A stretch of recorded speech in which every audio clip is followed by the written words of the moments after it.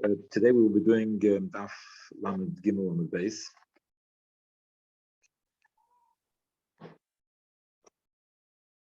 What we're discussing is the Brisa, the Brisa which was on Daf Lamed Gimel on the Aleph, and it says over there in the Brisa that if you put the Eruv on a tree higher than 10 Tvachim, so then it's not a good Eruv, because the person he's koine shvisa. He's the place where he's staying is at the base of the tree, and the Eruv is higher than 10 Tvachim, which means that's in a Rishus HaYachid, and therefore you cannot carry it from the Rishus HaYachid to where he is, which is Rishus HaRabim. So it means he's in one place and the Eruv is in another Rishus, so that is not good for an Eruv. But why, just to stress, why is it not good for an Eruv? Because he cannot bring it from the place where the Eruv has been placed in Rishus HaYachid, cannot bring it to Rishus HaRabim.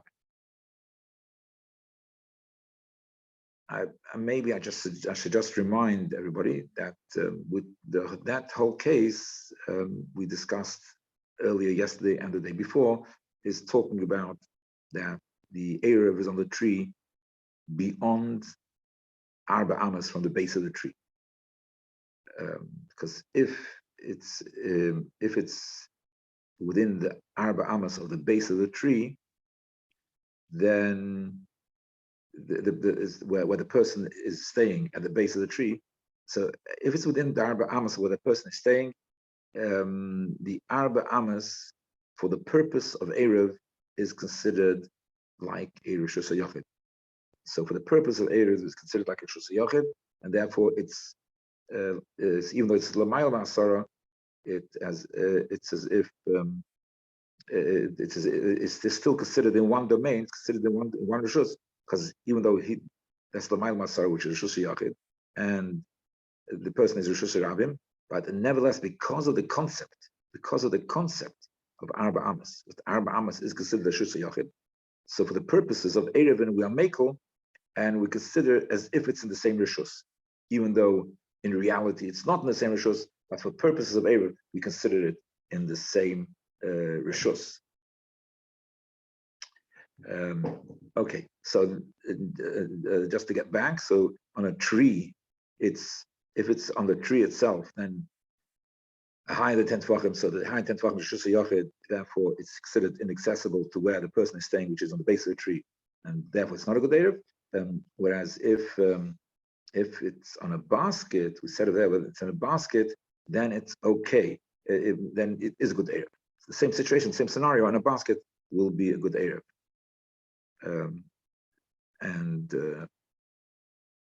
So the question is, the question is, what exactly is the scenario of the basket?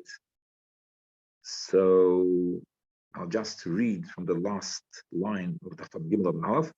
It says, Sefer, which is the case of the basket, that it's okay and it's considered an Eruv, even though it's higher than 10 Tvachim, the basket which is on the tree, Iles Be'arba, that the tree itself does not have 4 Tvachim. So the case of the basket is that the tree itself doesn't have a 4 Tvachim. Now the basket is hung or tied to the tree, and this basket is tied to the tree, but so with the area of the basket, it's 4 Tvachim. So let's say the tree is 2 Tvachim by 4 Tvachim. Let's say.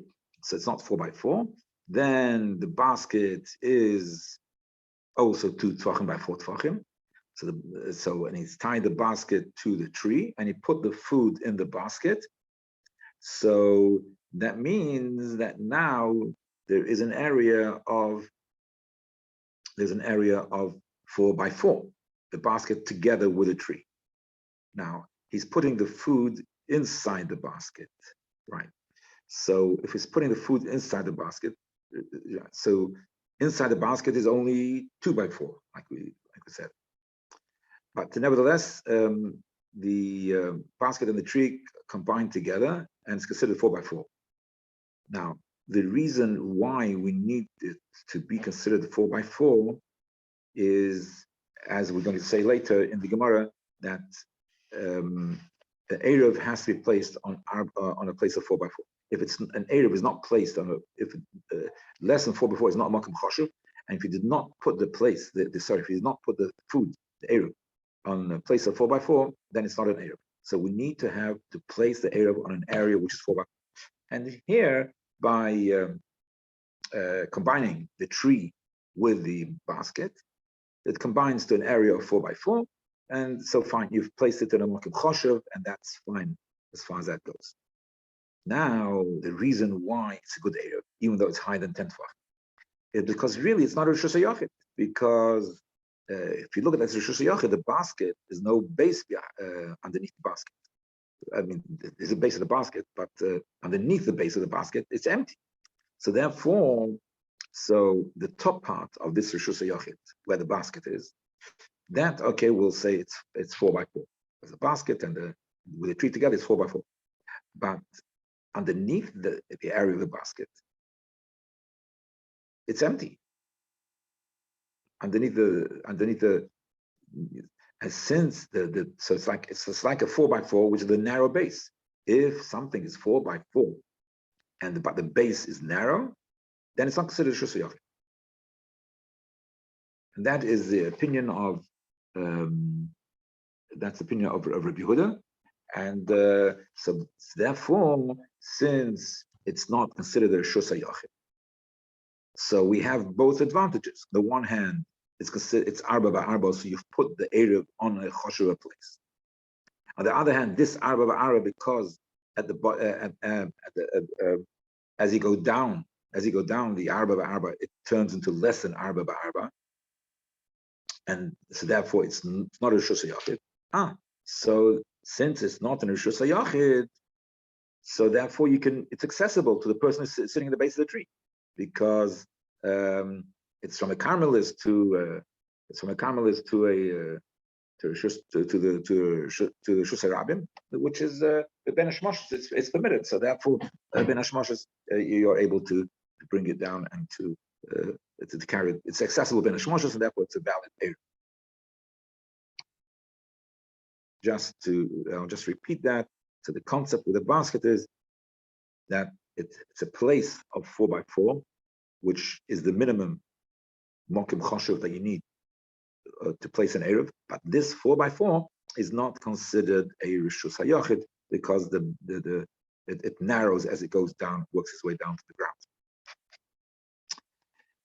We'll also need another concept over here, because the food goes into the basket. So the food is not actually on 4x4. When we tie the we tied the basket, it's L'mayla Masarat Tvachim, fine. We tied the basket, L'mayla Masarat Tvachim, we tied it to the tree. So yes, there is 4x4, the basket with the tree. But the place where the Eruv is in that basket, inside that basket. And that inside that basket is a closed area of 2x4. So we made up the scenario before. It's 2x4. So we will need a principle to help us out. To get it to 4x4, we'll need a principle that that means that even though the area is not complete 4x4, or you can have in other scenarios as well, when you don't have the necessary amount. But if there is a possibility of cutting out and making it into 4x4, then that's okay. Then it's considered 4x4. So we have this basket which is tied to the tree. So okay, the basket is only 2x4 in our example which we gave, but you can cut into the tree, and then at that level where the bottom of the basket is, the level of the bottom of the basket, you could cut in into the tree over there, and then you'd get a flat area of 4x4. So you could make it 4x4 in theory. And there is an opinion of Rabbi Meir that says he uses that in a number of situations, that since if there's a possibility to engrave and make, it's only like a block of building, and in that block of building, it's possible to engrave, it's possible to extend it and to make it the necessary shear. Then we say it's as if it's done. You consider the place where you put the thing, that the place, the area is larger, as long as there's a possibility in the block of what you're looking at to actually make it larger, that area. So by engraving it, so then we consider it's in a larger area.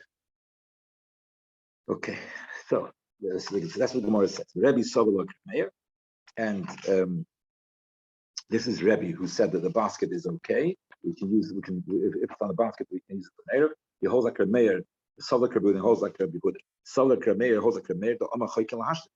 He holds like a Meir that just because if there's an ability to engrave and cut out and to extend the area in that block which you're looking at, so then you don't actually have to engrave it. It's good enough. It's considered you have that area available, and so it's considered a makom kosher, and so that's why it's considered like full. The Sovel like Rabbi Huda. So that's why it's considered 4x4. The Sovel like Rabbi Huda, and we hold like Rabbi Huda the Amar Be'inon Erev Gabi Mokem Rabba, that you need that the Erev should be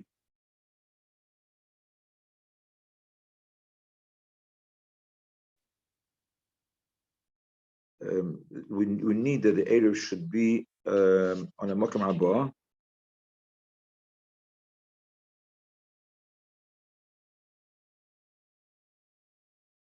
Right. The Amar said, sorry, so in Buddha, he holds on a certain halacha, whatever, which we got, not whatever, we're going to look at that halacha in a second. So the Rebbe Huda says that we need by Erev should be 4x4, but lekin, if it's not there, it's not a good Erev. So if the minimum amount of area where you place your Erev, which has to be a Makom Chashuv, is Arba by Arba. And the Rebbe Huda says if it's not there, then it's not a good Erev. So that's why. So this is what we're talking about.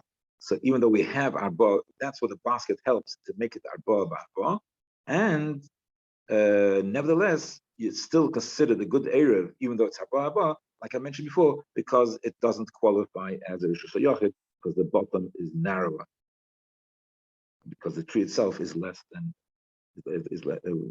as you go lower down, when the basket is not there. The base of the basket is not there anymore, and you just have the tree and it's less than arba. Okay, the Gemara is asking Mari Huda, where's the story of Rabbi Huda that he says you have to put an Erev in a Makom Choshev of Abba to be valid? The Tanya Rabbi Huda says, not Kaira B'Shus Harabim. If you put the beam in the Rishus Harabim, Hinichai Eruva Eleha, and so he puts a beam in Rishus Harabim, puts the Erev on top of the beam. Gavaya Yud, if that beam is 10 tefachim high, v'rechava daled, and it's wide 4 tefachim, eruv. So then it's a good eruv. Bimlav, if it's not high 10 tefachim, that's what we assume now. That's the intention. So if it's not high 10 tefachim, any eruv. It's not an eruv. So if it's 10 tefachim high and wide 4, and the person's in Rishus Rabim, it's a good erev. And if it's less than 10, it's not a good erev. And the Gemara says how that statement is just very difficult to understand. Probably it's something incorrect over here. If it's 10 tefachim high and it's wide 4, it's a problem, because it's a Rishus Hayachid, he's in Rishus Rabim, he's in one Rishus, the Erev is not Rishus. But if it's lower than 10, okay, let's say you don't care about it. But if it's lower than 10, for sure it's okay. What do you mean? Lav, if it's less than 10, any Erev. If it's lower than 10, for sure it's a good Erev. Why? Because Adrabah, who Erev Makmechot? Him and the Erev, it's not in Rishus Hayachid, so therefore he's in Rishus Rabim, and the Erev is not in Rishus Hayachid because it's less than 10 high. So he and his Erev is in one place. So it's a very good Erev. So the whole statement of Rabbi Huda should be fakir. The kitzer, elo,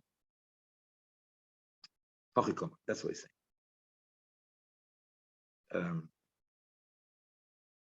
Gavoya Asara. But let me point out that the main question is on the last part, not on the first part. We'll soon see why. But the main question is on the last part, that on a lesson 10 is for sure okay, because it's not a different rishus. Because the first part where it says that it does qualify for an Erev, there is that we can understand, even though it's a Rishus Yochid, we can still understand. How can we understand that? We can understand that based on the principle which I mentioned at the beginning of the shir, that if you have a beam and the place where you're staying is just next to the beam, so you have dalad amas, and in your dalad amas, by the din of Eruvin, we do not care about him in one rishus and the Erev in another rishus. This issue of Erev, that it's not effective if he's in one rishus and the Erev is another rishus, is not a problem if the place where the Erev is within his dalad amas, because his dalad amas is considered like a rishus hayachid, as I mentioned before. So that means, even though practically, just to stress again, even though practically he will not be permitted to take it down from the Kaira, because he's in Rosh Hashanah, the Kaira is a Rosh Hashanah. But for purpose of Eruvin, it doesn't matter. For purpose of Eruvin, we look at it that it's in the same Rishos, in the same area. Okay. So it's therefore the price is like the main stress of this brisa, what's the chiddush the brisa of, is not the chiddush of this brisa is not about that you're able to that you're able to it's a good area. That's not the chiddush of the brisa. It's a good area that is not so clear in the brisa. It doesn't clarify it. We know that the reasoning which I just gave before, that's based on the Gemara which we learned 2 days ago, but it's not so clear in the brisa. The intention of the brisa is to stress that you need to have a minimum width of 4.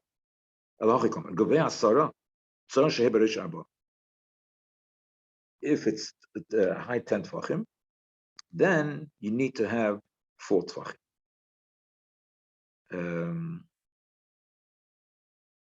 The imlav, and I'm just looking at the statement of Rabbi Huda, just going through the statement.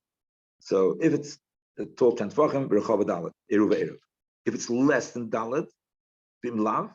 If it's less than dalet, ain't eruv eruv. So if it's gavoya yud, if it's high 10, and it's lav. The imlav does not mean like I translated, like I explained it, like I said before, that it means less than 10 tvachim. No, it means less than 4 tvachim. The imlav is less than 4 tvachim. It's less than 4 tvachim, ain't eruv eruv. That's not an eruv. Why is it not an eruv? Because the eruv you have to put in the mokim dalet.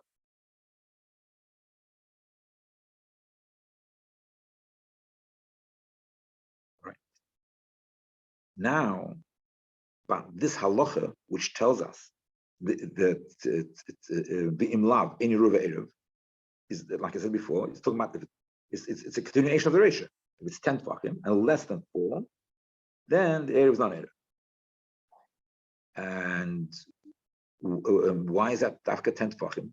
Even not 10 tvachim. It's not, if it's why even if not 10 tvachim, whatever. It always has to be 4. Why this 4 is connected with 10 tvachim? It doesn't always have to be 4. If the chiddush of this statement of Yehuda is, if the chiddush of the statement of Yehuda is that you need to have the minimum width of 4, so why does it bring in the gavoya yud? The place we put the area has to be the minimum 4. And so because he gives that statement, dafka, this halacha is 4 is only when it's high 10. That means if it's less than 10, then taki don't need 4. So let's see. Let me just say inside. Gavoya asara. If it's gavoya asara, sara sheberesh arba. Ein gavoya asara. Ein sara sheberesh arba. And so that's what the Gemara is saying, that this whole din, which is the chiddush Rabbi Huda, it has to be 4 tvachim. That's only if it's 10 tvachim high. Because if it's not 10 tvachim high, you don't need the abba. Why do you not need abba? So Rashi explains it's because if it's less than 10 tefachim, so in the Rosh Hashanah, it's considered as if it's lying on the Rosh Hashanah. There is a concept which we find in other places called kluta kimishuncha. If something comes into an area, it's as if it's lying there on the floor. Same thing. It's been caught in the area, so to speak. It's become caught in the area. It's as if it's there. So therefore, if it's lower than 10 tefach in the Rosh Hashanah, so we know, for instance, I'm assuming that that's the connection that we know Rosh Hashanah goes up to 10 tefach. So therefore, if it's higher than 10 tefach, it's not part of Rosh Hashanah. So then, of course, you need to have one. But if it's lower than 10 tefach, so it's part of the Rosh Hashanah. If it's part of the Rosh Hashanah, it's considered as if it's on the floor.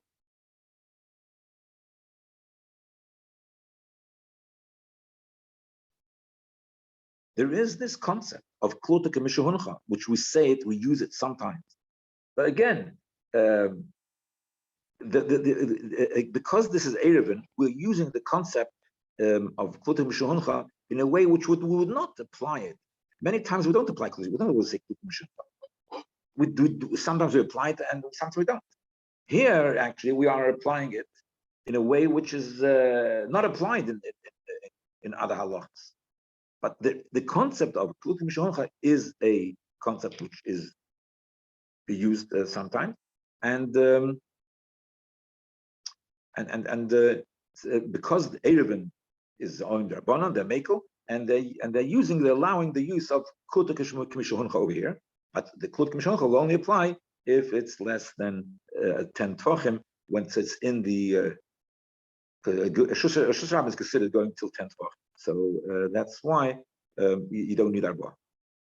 Okay. The bottom line is from this whole thing of Rabbi Huda, this is the basis of the statement that Rabbi Huda holds that you need to have a minimum of arba tefachim when to put the Eruvin. And that's why we need the tziruf of the kakola with the tree, etc. We need to make it arba. Then the Gemara says, so what do we say? So we are saying, let's see, we are saying that this is that we have arba because the basket together with the tree, based on the principle of chaykikin, whatever, it's like it's 4 and 4, and therefore, as if you put the Eruv in 4 and 4, and therefore it's a kosher Eruv. And then we said that we don't have an issue of even though it's higher than 10 tefachim with a basket, the case of the basket's higher than 10 tefachim, we don't have an issue of making it kosher, even though it's not. You can't really bring it down to the. You can't. If it's 4 and 4 and it's higher than 10 tefachim, you should not be able.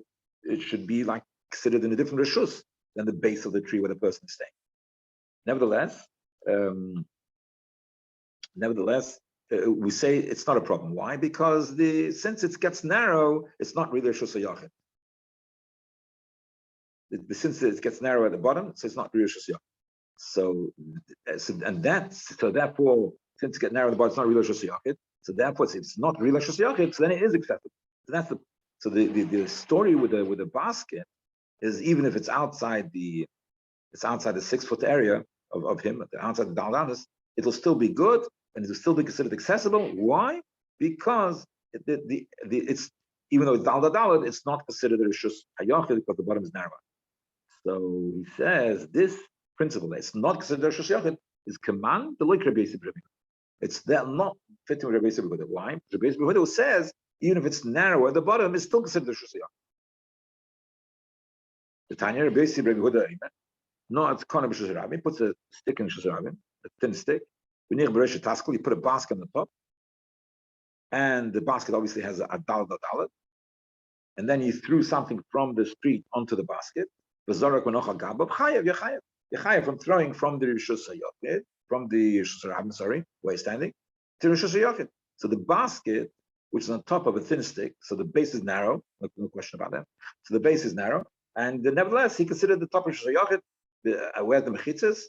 No, we say good achis. We say that the edges of the basket are considered as if they're going all the way down, and it's considered like a mechitza. So we're using the concept of good achis mechitzas. That's the edges of the basket are considered as if they're being lowered, and good achis, they go all the way down. Therefore, you do have mechitzas, even though it's being supported by a thin stick. And since, so it would be also, according to him, would be also, because then you can't carry it from the Rosh Hashanah into Rosh Hashanah from the basket. So, so that's therefore our this price which we're learning before is not like a Rabbi Yehuda. The Gemara says, I feel Rabbi Yehuda. Actually, you could say it's even Rabbi Yehuda. Hosam hadr mechitza, hosam le hadr mechitza. That in the case of the basket, since it's the edges of the basket are all the way around. The edges of the basket are all the way around the stick. So therefore, we say good achas mechitzas. We lower the mechitzas. The edges is considered to go all the way down, and it's considered mechitzas. But here, the basket is only on one side of the tree. So the basket is on one side of the tree. So since the basket is on one side of the tree, so then we can't say good achas mechitzah.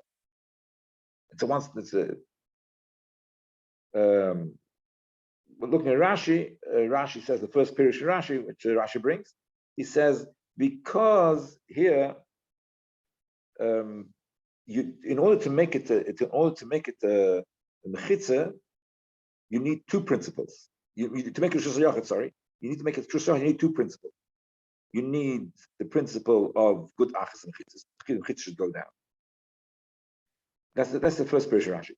And also, you need to have chayk lahashlim, because really the area where the hole in the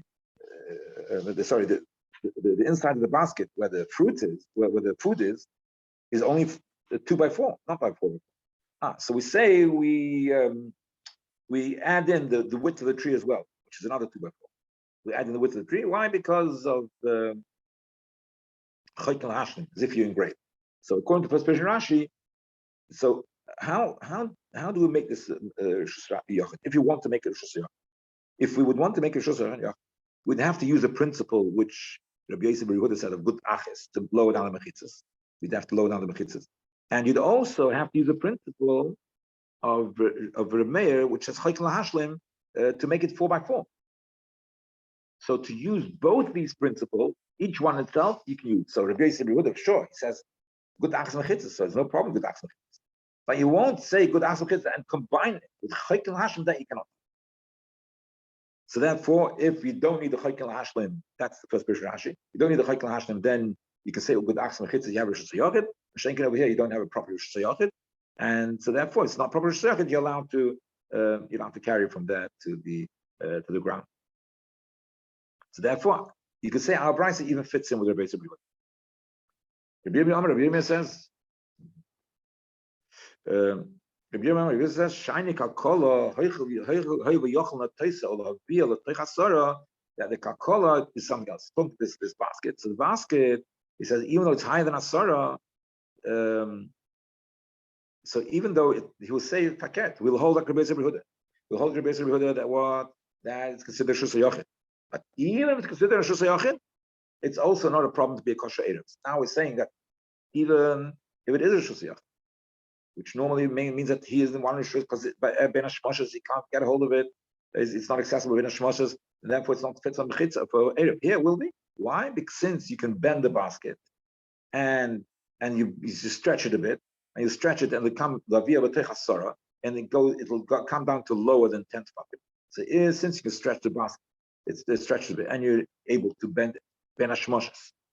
Ben Hashmoshes, you're able to bend it b'techasara to lower than asara.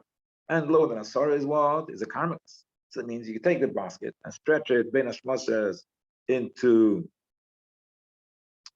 lower than asara. And then once it's lower than asara, so it's only a karmelis, therefore you can then take it from the karmelis down to the floor. So therefore it's accessible. The basket is accessible ben hashmoshes. So even though that now we're changing, we're saying yes, even though it's considered Rosh Hashanah right now. So now it's Rosh Hashanah, the Shabbos, the basket, the way it's tied up and everything. But since you could have You could have been Hashmashas, you could have made it a bit lower, and then schlepped it a bit lower. Anyway, that would be okay because it's been Hashmashas. You'd be like, good, like to do that from the Rishus HaYachid, where it is, till the Carmelis. And then from the once in the Carmelis, you take it from the Carmelis and take it down to so it's accessible. So therefore it's a good area. So what do we see the principle here? If you're able to bring it into your, so we see the principle of Rabbi, it comes out of this. That if you're able to bring it ben hashmoshes into your area, that's okay. That's a good area. If you're able to bring so that we see a principle over here that if you're able to bring that the MS is in a different domain. Then the fact that it has a potential to be brought ben hashmoshes into your domain, it has a potential to bring it into your domain by this way or that another way. It's a potential to bring it into your domain. That's also considered kosher for native. That's what we see from Eruvin. So now Rabbi is going to ask a question. He said this halacha. Rav Bar Shloler asked him a question. The question is basically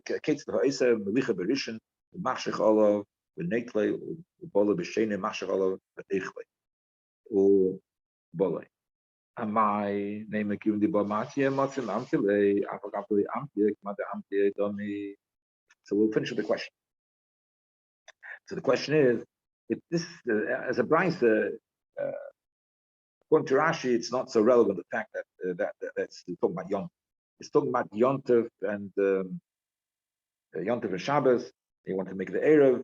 So if you have a Yontif next to Shabbos, and according to, like I said, the Rashi, the fact that it's Yontif and Shabbos is not so relevant to the kasha. It's relevant to the statement, but not to the kasha which you get. So what you do? You take on the first day, you take the Erev to the place, and you don't want to leave the Erev there because you wanted the Erev to be effective for 2 days. There's a Yontif and a Shabbos. You want it to be effective for 2 days. So if you want it to be effective for 2 days, you take the Erev and you leave it there ben hashmoshes. Like this malicha berishain, you put it the Erev in the place. Well, machshakol, you wait till it comes dark. So it's there ben hashmoshes. Yeah, and once it's ben hashmoshes, you take it back to your house. You leave it there to be eaten up. Then then you come the second day. When you also stay till it gets dark, so it's there ben hashmoshes the second day, and so you can use it then again. So that's what you can use it both days. And then you can eat it up because once it's there ben hashmoshes, after it's dark, you can eat it up. That's like this, and then you can come. So the question is, we see from over here that you actually have to put the Erev there. This is just an example. This is just an example which tells you must actually put the Erev in that place. If we say the principle is like we had before, since you're able to bring it to your place, ben hashmoshes, that's okay. You don't have to actually bring it to your place. That's what into your shows. That's what it said. You don't have to bring it to your shows. We said before that if you could ben hashmoshes, you could have taken the basket, you could have bent it down to the Karmas, and from the Karmas you could have taken it. The kids, you could have brought it into the place where you're staying there. You could have brought it in the place where you're staying there, so that is good enough in order to it's good enough in order to make it a kosher Erev. So that's the same thing. Why does he actually have to bring the Erev? He sees bringing it and he's worried that he'll come back. Has to bring it again. Why? Let's just say Kivin the boy, the name of Kivin the boy Amtir, Motzim Amtir, Avagadli Amtir, Kamad Amtir. This is why you should say this. Since I have the potential of ben hashmoshes bringing the Erev, I don't have to bring the Erev there before. Why do I have to bring the Erev and put it there? Why do I have to put the Erev there? Let's use it. Since I'm able to put it there ben hashmoshes, I had the potential. I could have brought it ben hashmoshes. So therefore, it's a good Erev. You don't have to bring it. Why should I have to bring it? We see that you don't have to bring it to the correct place. You see, you don't have to bring it in the right place. So the question is even further. Why do you have to bring it b'chlal? Don't bring it. Say it. Since I'm able to bring it, then and so that should be good. So how come that you actually have to bring the Erev? That's the question. We'll finish.